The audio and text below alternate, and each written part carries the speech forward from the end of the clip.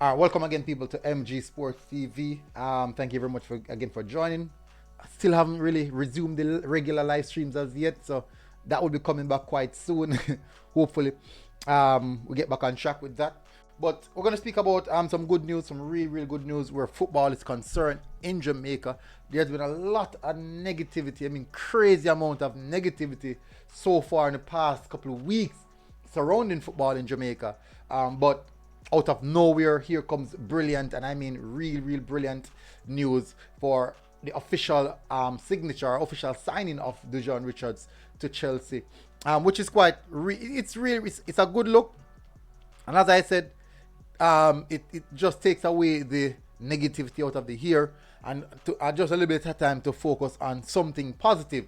This young kid has been making waves for a couple of years now, but he has finally gotten his breakthrough, which is, I'm thinking the entire Jamaica is quite happy.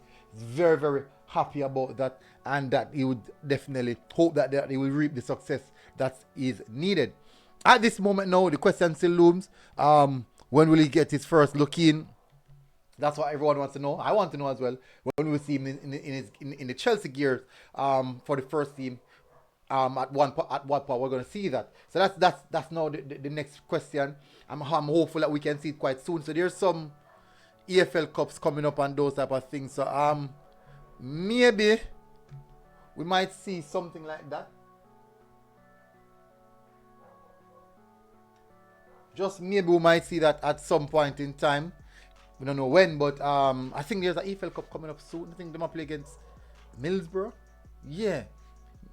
Maybe can get a run into that. But it's interesting. As you know, according to the reports, that during the time period when he was with the team trading, all positive reports are coming out that they love the way he trade, they love his technique, and all these things, which shines a lot of positivity on the player himself. So we wish him all the best. This is the next step. This is the next landmark for Jamaica where football is concerned.